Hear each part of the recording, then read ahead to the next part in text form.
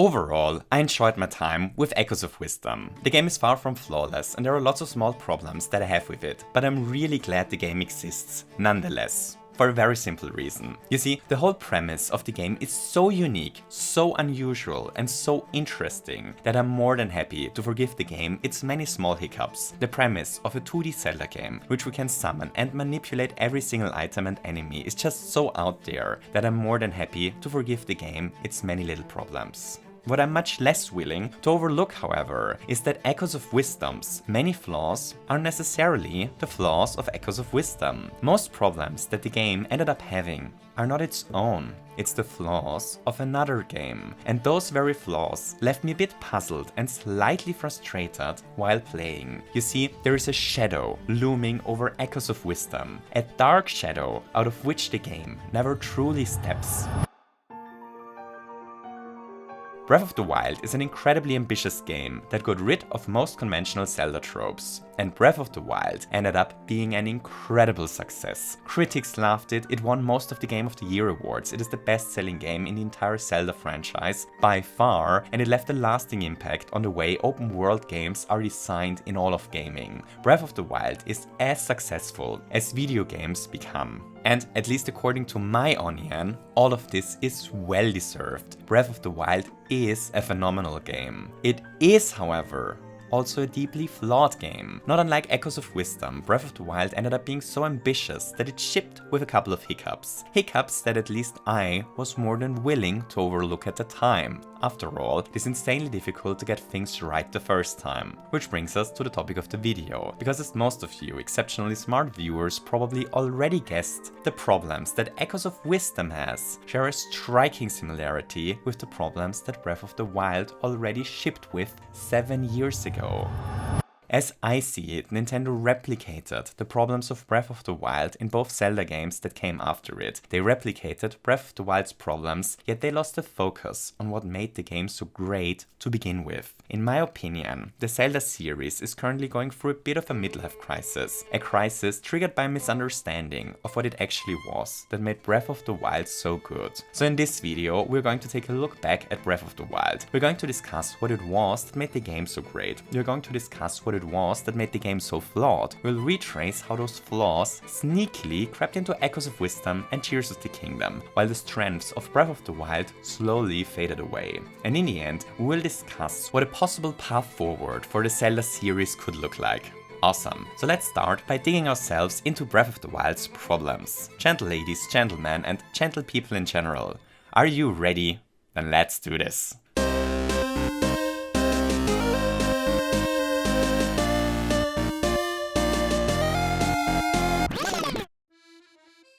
Open world games have a problem. They allow us as players to go to every place in any order we may wish. An absolute design nightmare, because the designers have no idea in which order we annoying little players tackle the game's content. What level are we? How good is our gear? What can they reward us with without breaking the game's balance? What tools do we have access to? Have we even learned all of the game's systems yet? And worst of all, why do we spend 3 hours of our time trying to be the late game enemy at the very beginning of the game? And so on. Open world games are incredibly difficult to design because the whole premise of an open world means that designers have no control over what content we encounter when. It's a problem that all open world games face. But while the problem is largely the same, the solutions that different games found to this problem are widely different. Some games just scale all the evil enemies and all the shiny loot around the player to the player's level, which puts the designers back in control, but also means that it effectively doesn't matter where we as a player choose to go. We will encounter a similar experience everywhere, find similar loot and fight similar enemies. Skyrim, for example, tackles the problem like this. Other games may decide to gate certain areas behind a hard level barrier. The open world in The Witcher 3, for example, is gated off behind certain level requirements. Some games decide not to scale the content at all and just accept that players probably will outscale some content while playing the game. The open world in Elden Ring works like this. The problem of how to reward exploration and how to scale enemies in an open world is just a problem with no perfect solution. Which brings us to Breath of the Wild, because Breath of the Wild tackled the problem in a really unique way. So what solution did Nintendo cook up? What was their weapon of choice to fight against this very problematic problem? Exactly, it's the cooking system and the weapon durability. Everywhere we go in the world, we will find useful critters, tasty mushrooms, and delicious flowers that we can cook into many different foods and potions. That's one way the game rewards us for exploring the world. We find ingredients that we can later use for cooking. The other rewards are the weapons. So the weapons in Breath of the Wild famously break after only a couple of uses. They are not permanent. So both exploration rewards, the weapons and the cooking ingredients are only temporary. No reward can ever break the game's scaling, because nothing we'll ever find will permanently empower us. Nintendo came up with this system in which they are able to reward players with new and strong items and tools, while also making sure that we annoying players never obtain an item that overpowers us so much that it permanently breaks the game's scaling. It's a brilliant system that ended up being a bit brittle, however.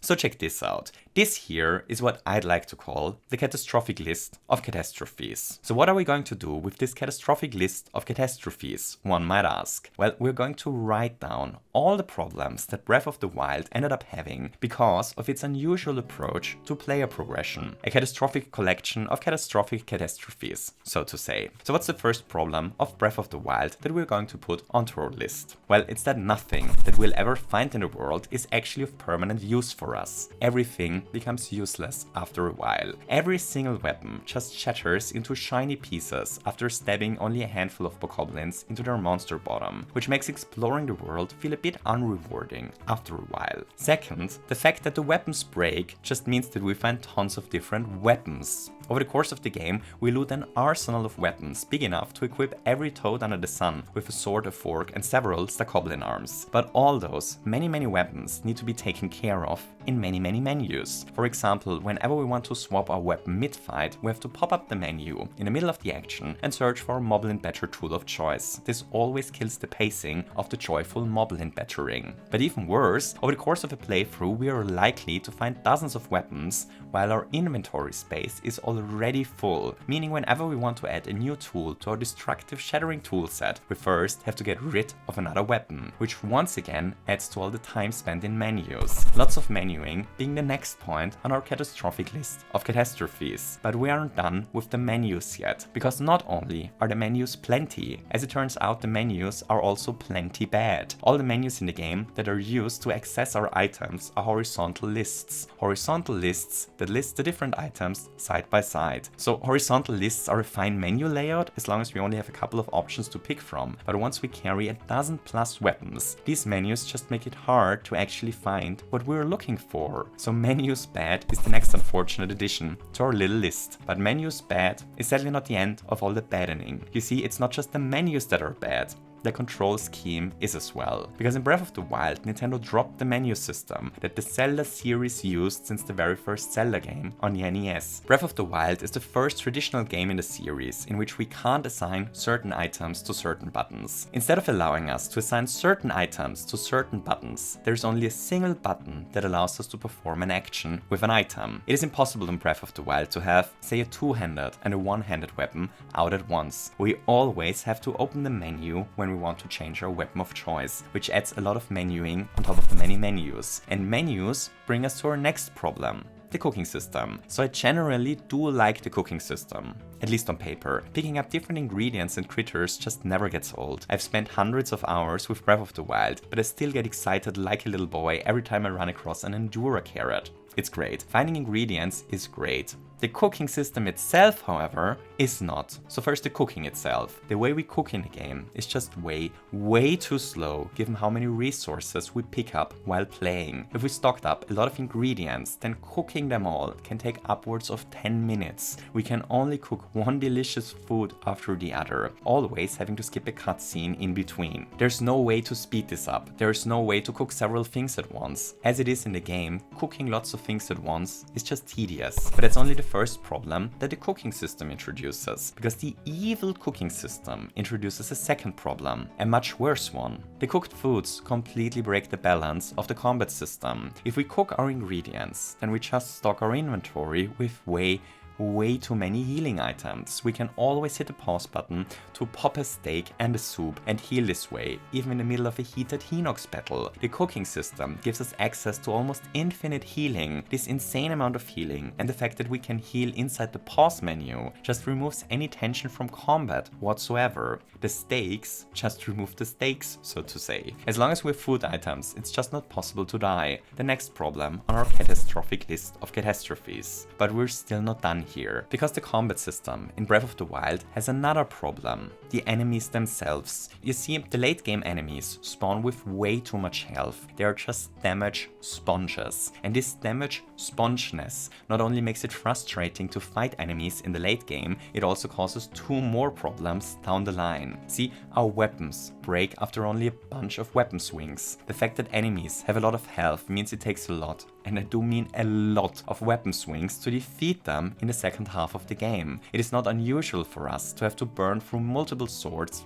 and a couple of broomsticks just to kill a nasty little moblin in the late game. Defeating enemies in the second half of the game just takes so many resources that lots of people probably begin to avoid combat altogether. And that's only the first problem that the high health pools introduce, because there is a second problem as well, and actually much worse one. The huge health pools just make all our early game tools eventually obsolete. After a while, the enemies just have too much health to fight them with creative and unique strategies. Take the bomb. The bomb deals an almost laughable amount of damage to late game enemies. Hitting a late game enemy on its head with a huge iron slap barely causes them a headache. Crushing them below rocks barely scratches them. All the creative ways in which we can engage with the combat system early on just get outscaled because of how drastically the enemy's health pools increase. The high health pools force us to only fight using our highest damage options and prevents us from getting creative, which is the final entry on our catastrophic list of catastrophes.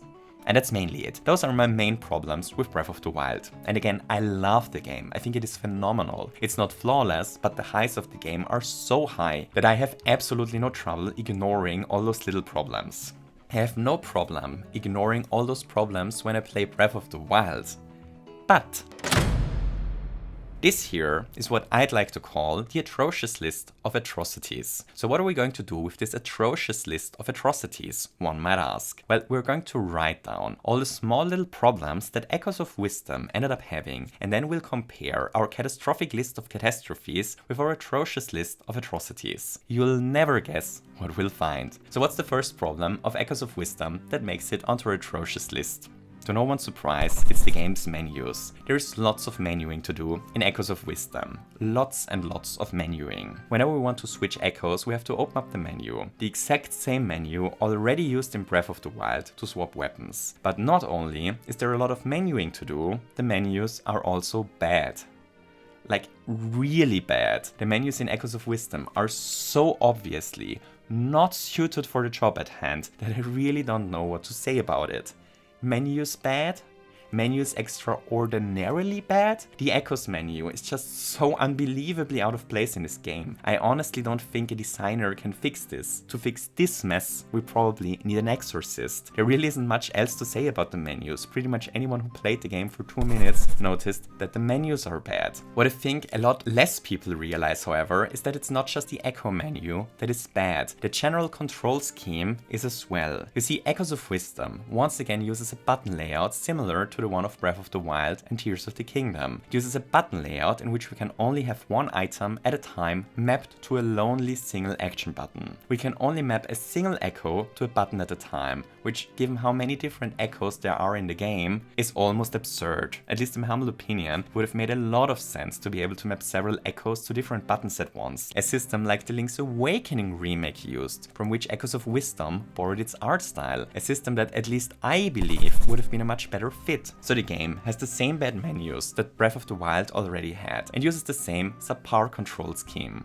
What about the cooking? Well, instead of cooking things, we smooth drinks in Echoes of Wisdom. The cooking system is replaced with a smoothie mixing system, and the menu in which we mix our delicious smoothies is equally slow as the one in Breath of the Wild, just has all the same problems. It is slow, we have to skip an animation every time we mix a drink, it's not possible to mix several smoothies at once, and finally, we find lots and lots of ingredients, which means there's lots and lots of mixing to do. The cooking is just too slow, which already brings us to the next problem. You see, at every point during the game, can we hit the pause button and pop a smoothie to heal. As long as we're good on smoothies, we can recover from any mistake, even in the midst of a boss battle, which drops the combat encounters a lot of tension. The smoothies just make fighting too smooth, so to say. Next up, the enemies are damage sponges. The further we progress into the game, the more life the enemies we encounter have, which is a problem in a game like Echoes of Wisdom. You see, in Echoes of Wisdom, it is usually not our brave princess that takes on the enemies. It is the enemies she summons that fight instead of her. The rapidly increasing health of the enemies means that most of the time we just have to summon the enemies that deal the highest amount of damage, because defeating any late game foe using early game summons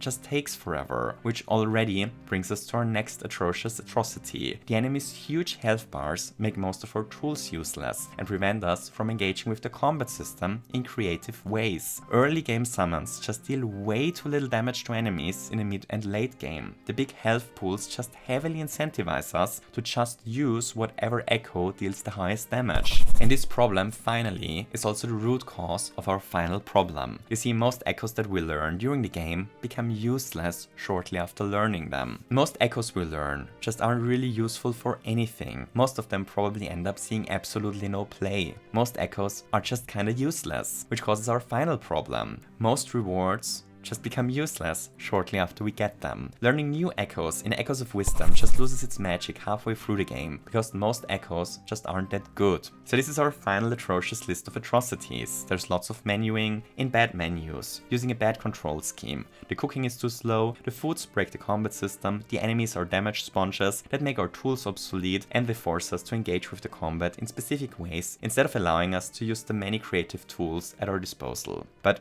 would you look at this?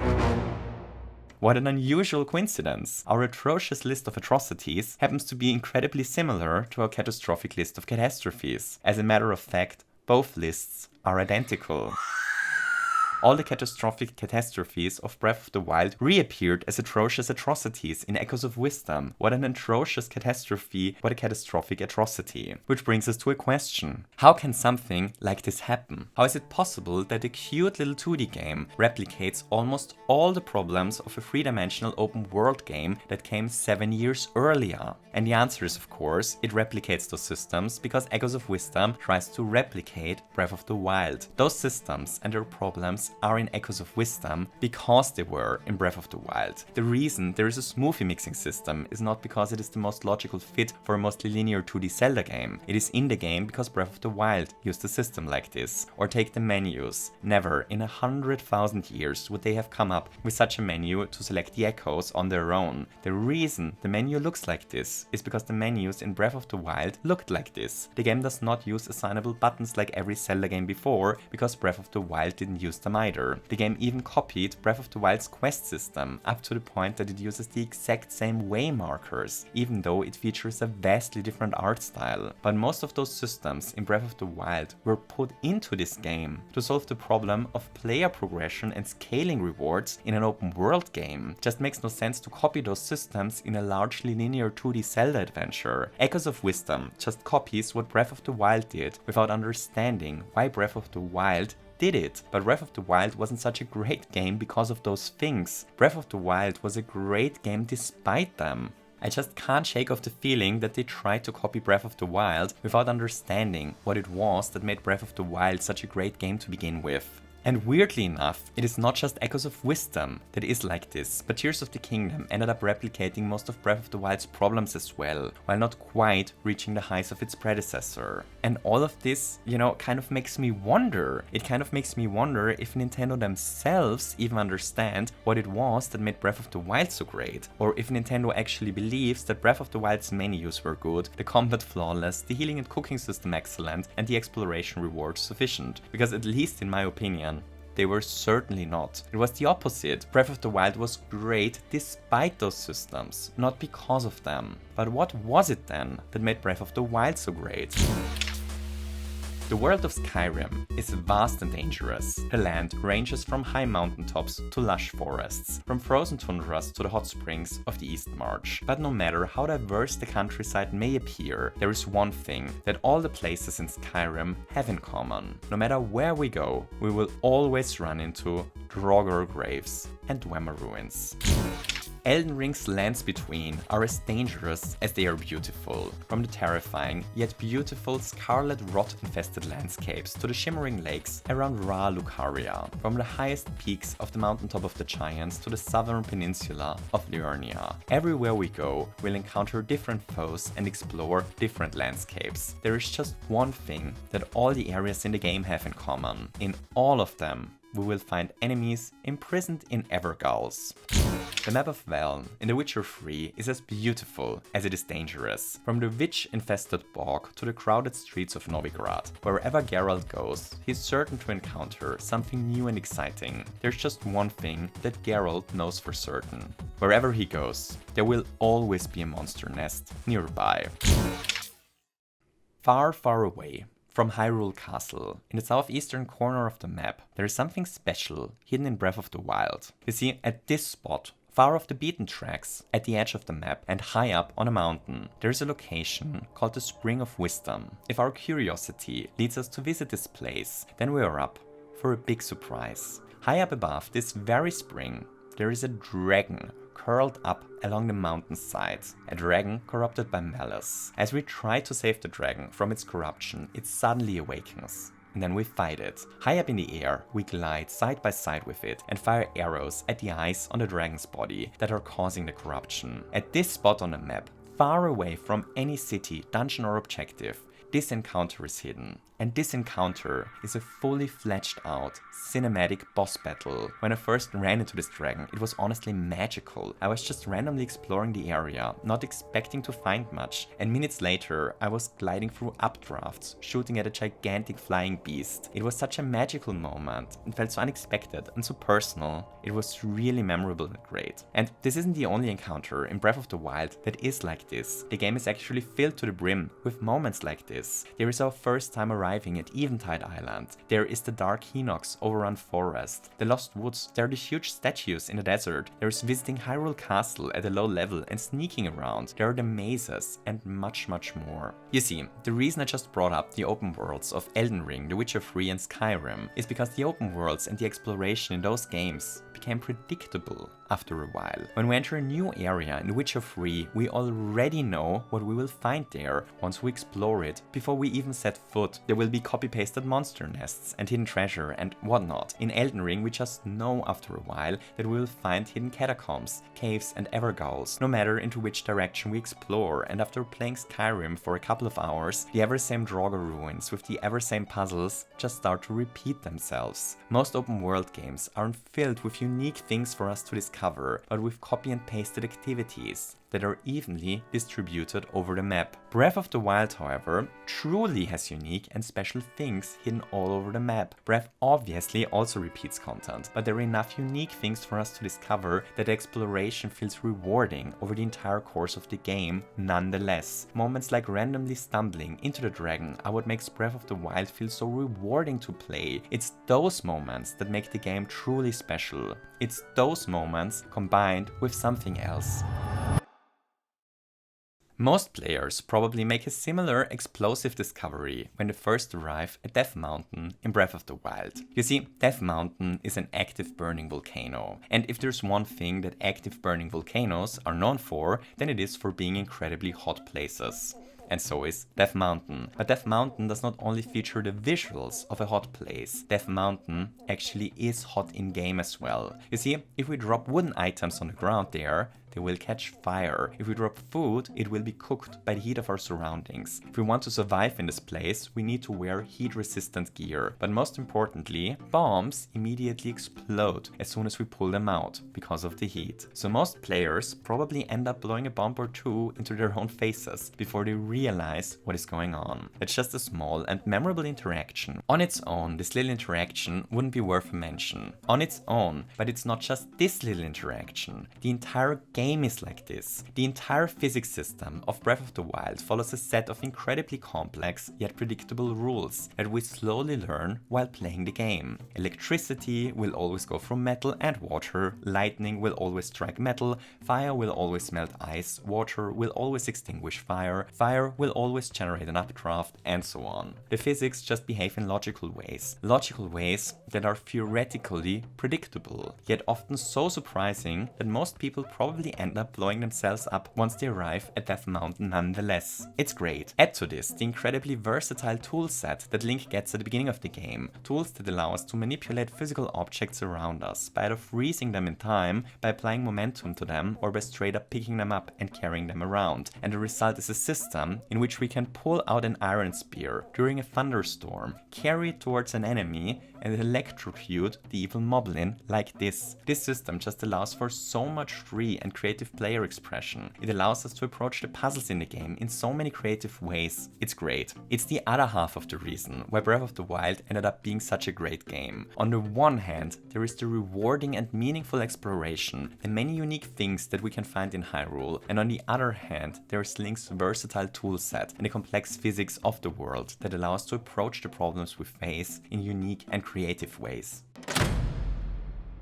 At the northern edge of Echoes of Wisdom's map, there is Death Mountain. And as is Zelda tradition, Death Mountain is an incredibly hot place. The entire volcano is filled with lava lakes. There is liquid fire flowing out of the volcano's top. Fiery octoroks permanently spit burning projectiles towards us, and the entire air is burningly hot. It is as hot as Zelda places ever get hot. Yet if we pull out a bomb and place it down, nothing happens. If we summon a bombfish, it uselessly flaps around, and if we place objects made of wood, they do not catch fire here. Echoes of Wisdom, a game that copied as many elements of Breath of the Wild as is legally possible, a game that cloned the game's bad menus, its bad cooking system, its quest markers, heck, even its combat scaling problems, a game that tried to capture every element of Breath of the Wild possible, does not copy the environmental heat effect of Death Mountain. The game tries to copy everything from Breath of the Wild, and yet it fails to copy one of the most iconic interactions in the game, an interaction that was actually interesting. Echoes of Wisdom just copied the systems of Breath of the Wild, but it failed to copy the very essence that made the game good. You see, Breath of the Wild gave us a handful of tools and an incredibly complex physics system, and then allowed us to discover the depths of this system on our own. Echoes of Wisdom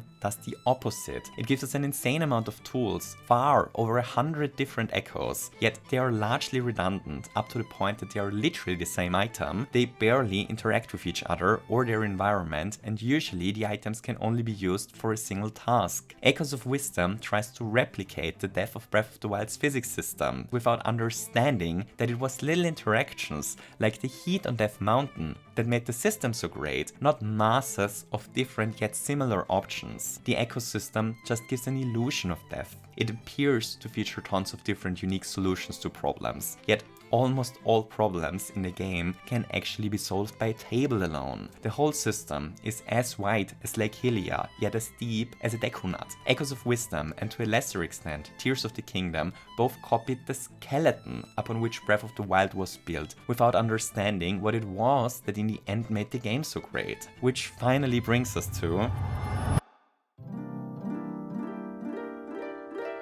In 1998, Ocarina of Time released, and Ocarina of Time blew away the gaming world of the late 90s. Up until today, the game is often cited as being one of, if not the best video game ever made. It revolutionized many different areas of gaming. Its influence can still be felt to this day in many different genres. It is still a blast to play a quarter century later, but most importantly, it flawlessly translated the Zelda series into the third dimension, in a time when lots of other series series failed to make this very step. And by doing this, Ocarina of Time cast a shadow over the Zelda series. Its systems were so cleverly designed and such logical, perfect fits for the Zelda series that every single Zelda game after it was basically built around the very same systems. In a certain way, every 3D Zelda game up until Breath of the Wild is just a remix of Ocarina of Time. They all feature the same camera, the same UI, a similar game structure, similar combat, similar enemies, boss tropes, environments, music, dungeons and items. The foundations upon which Ocarina of Time were built were so solid that 2 decades later, the 3D Zelda games were still standing upon them. It was only with Breath of the Wild